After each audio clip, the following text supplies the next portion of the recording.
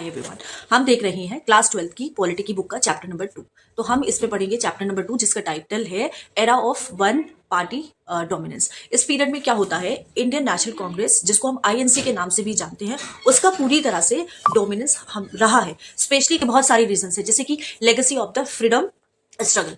कांग्रेस एक ऐसी पार्टी थी जो इंडिपेंडेंस मूवमेंट का सेंटर थी। इमोशनल और आइडियोलॉजिकल कनेक्शन था वो कांग्रेस के साथ था उस टाइम पे। लीडरशिप था, ऑर्गेनाइजेशन था, दैट वाज ब्रिलियंट। जैसे कि बहुत सारे स्ट्रॉन्ग लीडर्स थे लाइक पंडित जवाहरलाल नेहरू, सरदार वल्लभ भाई पटेल एंड मौलाना आजाद। और उनकी जो विजन थी उसकी वजह से लोग उनको अपना लीडर मानते थे। कांग्रेस का ऑर्गेनाइजेशन ग्रास रूट लेवल तक स्प्रेड थी। इलेक्टोरल सक्सेस की बात करें तो वो जबरदस्त थी। 1952 के जब पहले जनरल इलेक्शंस होते हैं तो उसमें कांग्रेस ने 75% लोकसभा सीट्स जीती, जो कि भारत की हिस्ट्री में बहुत बड़ी जीत थी। स्टेट असेंबलीज में भी कांग्रेस डोमिनेट कर रही थी।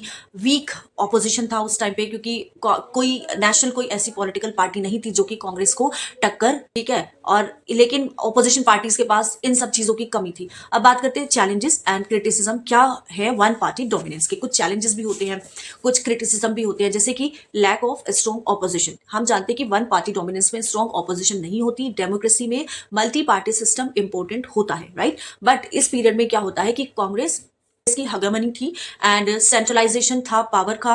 तो बेसिकली क्या होता है कि जो स्टेट लेवल पे जो गवर्नमेंट थी वो इंडिपेंडेंट नहीं थी। नेहरू के लीडरशिप के चलते पावर सेंटर में जो बेसिकली, जैसे कि सेंट्रल गवर्नमेंट बेसिकली यहाँ पे ज्यादा स्ट्रॉन्ग थी। फैक्शनलिज्म था कांग्रेस के अंदर।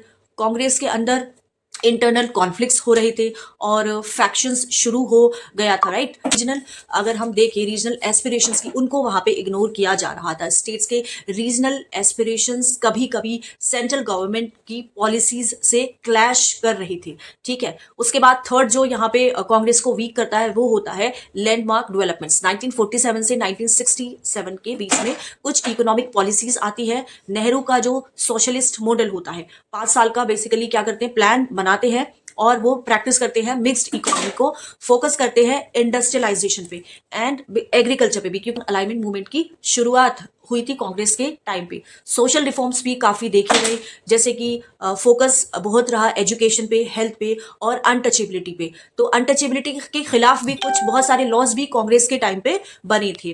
फिर आता है एंड ऑफ द एरा। 1967 का जब टाइम होता है तो जब उस टाइम पे जनरल इलेक्शंस होते हैं, तो 1967 के जनरल इलेक्शंस के बाद कांग्रेस की जो डोमिनेंस होती है वो वीक होने लगती है। और इसके